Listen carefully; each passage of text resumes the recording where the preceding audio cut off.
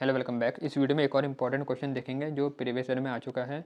Array से related question है और काफ़ी इंपॉर्टेंट है। इसका लॉजिक बहुत इंपॉर्टेंट है, तो इसको ध्यान से देखते हैं, लॉजिक समझेंगे इसका और फिर उसके बाद इसका एक प्रोग्राम भी बनाएंगे। तो क्वेश्चन में बोला गया है कि write a program in Java to input 10 integers and save them in a single dimensional array. 10 integer एक सिंगल डायमेंशनल एरे में इनपुट में लेने हैं। दो काम करने हैं कि हमें प्रिंट करना है sum of element at even indices. Even index में जो एलिमेंट हैं उनका सम निकालो, और जो ऑड इंडेक्स में बैठे हुए हैं इंटीजर, उनका क्या करना है, प्रोडक्ट। तो लॉजिक समझते हैं क्या होगा। फॉर एग्जांपल मेरे पे एक एरे है जिसमें 10 एलिमेंट हैं। तो फॉर एग्जांपल ये एक एरे है हमारे पास जिसमें 10 एलिमेंट हैं और एलिमेंट इसमें भरे हुए हैं, यूज़र ने इसमें इनपुट दिया है। अब हमें करना क्या है, हमें निकालना है sum of element at even indices. तो इवन इंडिसेस कौन से हैं, जैसे 0 हो गया, 2 हो गया, 4 हो गया, 6 हो गया, 8। तो उसका लॉजिक कैसे लगाएंगे। तो भाई जो वैल्यू 2 से डिवाइड होती है वो होती है इवन। तो हम लॉजिक में इस तरीके से लगाएंगे कि मैं जब पहले तो मैंने लूप लगाऊंगा, क्यों, क्योंकि मैं हर एक इंडेक्स में आऊँगा, ठीक है। तो पहले तो हमें लूप लगाना पड़ेगा ताकि मैं हर एक इंडेक्स में आ पाऊँ। फिर लूप के अंदर मैं हर एक इंडेक्स को क्या करूँगा, 2 से डिवाइड करूँगा, हर एक इंडेक्स की वैल्यू कि भाई वो 2 से डिवाइड होता है। अगर सक्सेसफुली हो गया और रिमाइंडर में 0 आ रहा तो मतलब वो इवन है। तो उस केस में मैं क्या करूँगा, उन सब उसके सारे एलिमेंट उठाऊँगा जो जो इवन जगह पे रखे हुए हैं और उनका सम करूँगा। बट अगर वो 2 से डिवाइड नहीं होता तो मतलब वो क्या है, ऑड इंडेक्स है। तो जब मुझे वो वाला मिलेगा ऑड वाला, मैं उसका क्या करूँगा, उन उन सबका प्रोडक्ट करते हुए चलूँगा। तो इस केस में मुझे दो वेरिएबल चाहिए होंगे, सम और प्रोडक्ट। अभी ध्यान से सुनो, सम वाला वेरिएबल है जो, क्योंकि मैं इसमें सम कर रहा हूँ तो मैं इसमें वैल्यू जोड़ता हुआ चलूँगा। तो इसलिए मेरे को जब क्योंकि देखो वेरिएबल बनाए हैं तो हमें उन्हें इनिशियलाइज़ करना पड़ेगा, क्योंकि हम उसमें कुछ ऑपरेशन कर रहे हैं तो उसमें पहले से कुछ वैल्यू होनी चाहिए, इनिशियलाइज़ करना पड़ेगा। तो इसलिए सम वाले के केस में मैं उसे 0 वैल्यू से इनिशियलाइज़ करूँगा, क्योंकि 0 में कुछ भी जोड़ो तो कोई फ़र्क नहीं पड़ता, ठीक है ना। तो सम वाला हो गया 0, प्रोडक्ट वाले को 1 देना पड़ेगा, क्योंकि भाई 0 दोगे तो मार्क्स कटेंगे। तो यही मैं बात बताना चाह रहा हूँ, क्योंकि 0 में अगर तुमने कुछ भी इंटू करोगे तो 0 ही बनेगा। तो इसलिए प्रोडक्ट वाला हमेशा 1 रहेगा जब तुम इनिशियलाइज करोगे, क्योंकि 1 में कुछ भी इंटू करो तो वही वैल्यू हमें मिलती है। तो इस तरीके से हमें दो वेरिएबल बनाने पड़ेंगे, फिर आखिर में इन्हें प्रिंट कर देंगे जब हम अपना लॉजिक पूरा लगा लेंगे इस एरे के ऊपर। यहाँ तक समझ में आया। अब इसे इंप्लीमेंट कैसे करेंगे वो देखते हैं। तो इसका प्रोग्राम समझाता हूँ मैं।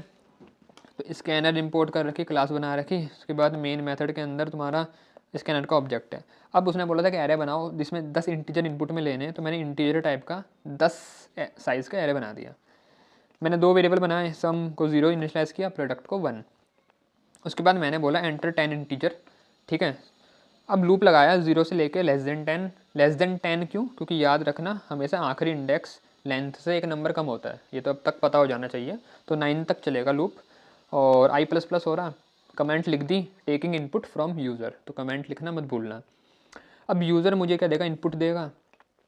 एरे किस टाइप का है, इंटीजर टाइप का, तो यहाँ इंट आएगा, नेक्स्ट इंट। बारी बारी एक आई इंडेक्स पे वैल्यू मैंने भरवा दी, ठीक है। जब आई होगा 0 तो 0 वाले इंडेक्स में, जब 1 होगा तो 1 वाले में, करते करते 9 तक ये चलेगा लूप और सारे इंडेक्स फिल हो जाएंगे यूज़र की वैल्यू से। ये काम होने के बाद अभी हमने सिर्फ इनपुट लिया यूज़र से, तो मेरा एरे कुछ इस प्रकार का बन गया होगा जब यूज़र ने इनपुट दे दिया। तो यहाँ तक का काम हुआ है। अब इसके ऊपर लॉजिक लगाना है। तो लॉजिक लगाना है तो मैंने तुम्हें बताया था फॉर लूप लगा के बारी बारी हर एक इंडेक्स में फिर से आना पड़ेगा ना।